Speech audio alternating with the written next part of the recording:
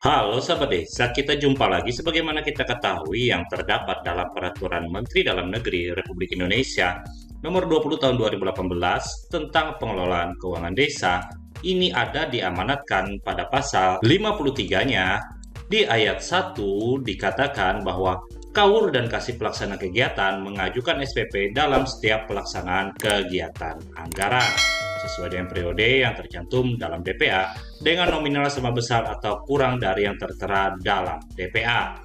Nah, dalam hal KAUR dan Kasih Pelaksana Kegiatan mengajukan SPP pada aplikasi Siskudes itu ada dua, di mana bisa kita lihat dengan mengakses di menu data entry, penatausahaan SPP kegiatan.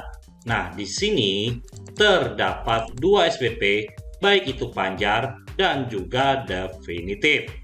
Sekarang kita akan membahas terkait perbedaan antara SPP Panjar dan definitif. Nah, yang pertama SPP Panjar ini bisa dilakukan oleh KAUR Kasih Pelaksana Kegiatan ketika belanja barang atau jasa itu belum dilakukan. Misalkan seperti ini, ada untuk pembelian ATK kantor.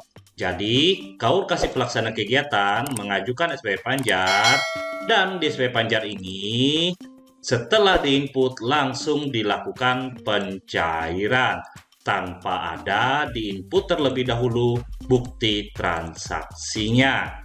Oke, yang artinya seperti disampaikan tadi, uang desa keluar dulu, setelahnya KAUR Kasih Pelaksana Kegiatan belanja, dan untuk batas waktu belanja atas uang SPP Panjar ini setelah dicairkan adalah sebagaimana pasal 54 ayat 1 ini 10 hari kerja. Jadi jika memang dalam 10 hari kerja KAUR Kasih Pelaksana Kegiatan tidak mengeksekusi anggaran atas SPP Panjar yang sudah cair tersebut, maka uang tersebut dikembalikan kepada KAUR Keuangan untuk disimpan kembali dalam kas desa. Nah, kita anggap saja misalkan SPP Panjar untuk belanja barang dan jasa yang telah dianggarkan APBD desa diajukan KAUR Kasih Pelaksana Kegiatan anggaran. Selanjutnya SPP Panjar itu sudah cair dan KAUR Kasih Pelaksana Kegiatan sudah melakukan eksekusi anggaran sesuai batas waktu yang disampaikan pasal 54 ayat 1 ini.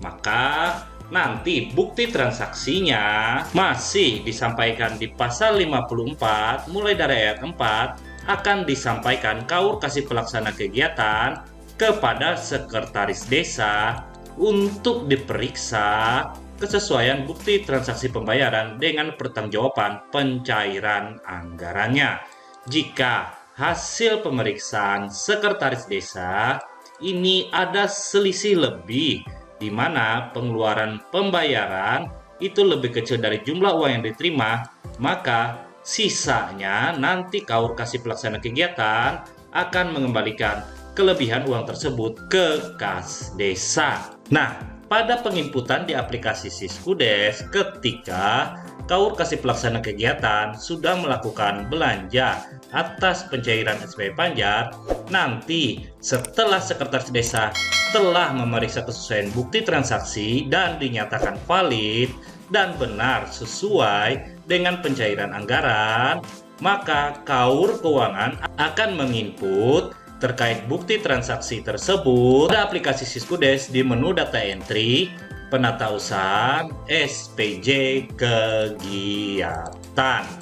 Nah, disinilah nanti KAUR Kasih Pelaksana Kegiatan akan menginput bukti transaksi atas pencairan SPP Panjar tersebut. Berikutnya, jika memang hasil pemeriksaan Sekretaris Desa sebagaimana amanat pasal 54 ayat 6 ini ditemukan bahwa realisasi pengeluaran pembayaran artinya belanja atas SPP Panjar itu ternyata lebih kecil dari jumlah uang yang diterima, maka nantinya KAUR Kasih Pelaksana Kegiatan akan mengembalikan sisa uang yang kelebihan tersebut ke kas desa. Mana pengembalian sisa uang kelebihan tersebut nantinya akan diinput oleh Kaur Keuangan di menu data entry penatausahaan masih di SPJ kegiatan pada menu sisa panja. Jadi nanti akan terlihat seperti ini, ada sisa kelebihan yang harus dikembalikan Kaur kasih pelaksana kegiatan ke kas desa karena realisasi atas uang SPP Pajar yang sudah cair itu lebih kecil terhadap belanja barang atau jasanya. Jadi dari sini dapat kita simpulkan bahwa untuk SPP Pajar ini dapat dilakukan oleh Kaur kasih pelaksana kegiatan ketika akan melakukan belanja barang atau jasa di mana uang desa itu keluar terlebih dahulu, barulah Kaur kasih pelaksana kegiatan melakukan belanja atas beban APBD desa.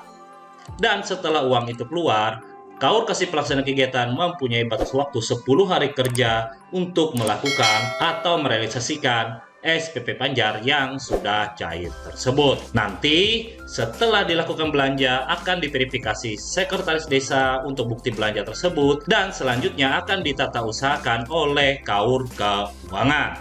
Berikutnya kita akan membahas terkait dengan SPP definitif, di mana kita mengakses di menu data entry penatausahaan SPP kegiatan. Di sini ada yang namanya SPP definitif.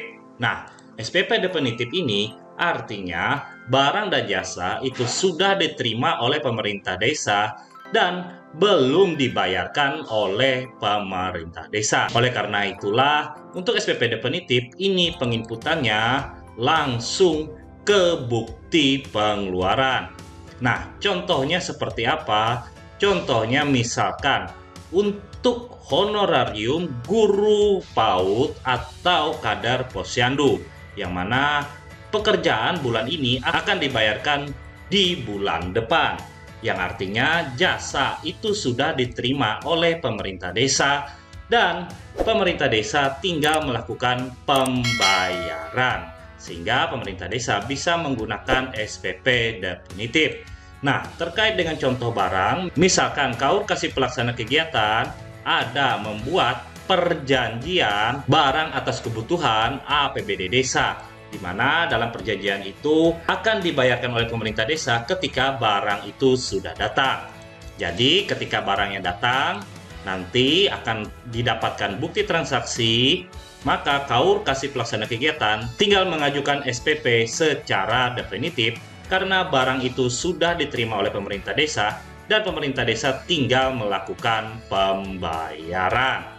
Nah, dari keduanya, di sini perbedaan SPP Pajar dan SPP definitif adalah di mana SPP Pajar uang desa keluar dulu baru dilakukan pengadaan barang dan jasa, dan SPP definitif barang dan jasa sudah diterima oleh pemerintah desa dan tinggal melakukan proses pembayaran. Mungkin sekian dulu video kita kali ini. Terima kasih sudah menonton dan sampai jumpa lagi.